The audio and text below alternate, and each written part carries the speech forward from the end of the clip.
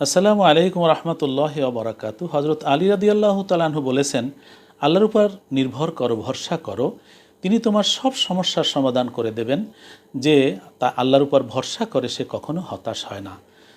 নাহজুল বালাগার মধ্যে হযরত আলী বলেন, আসলে এটিই সত্য কথা। পবিত্র কোরআনে অনেক আয়াতে কথাটি বলা হয়েছে। আমরা জাগতিক কিছুর উপরে ভরসা করি, অনেক মানুষের উপরে ভরসা করি, সম্পদের উপরে ভরসা করি, পরিবেশের উপরে ভরসা করি। এইভাবে এগুলো তো অস্থায়ী, যার দ্বারা দেখা যায় এই ভরসা আমাদেরকে কোনো বিজয়ের পথে নিয়ে যায় না, সাফল্যের পথে নিয়ে যায় না। সেই জন্য তিনি বলছেন যে তুমি ভরসা করবে আল্লাহর উপরে। আর আল্লাহর উপর ভরসা করাটা হচ্ছে যে সেই মহান আল্লাহর সকল সমস্যার সমাধান তিনি করে দিবেন। এবং যে আল্লাহর উপর সবসময় ভরসা রাখে সে কখনো নিরাশ হয় না, নিরাশ হয় না।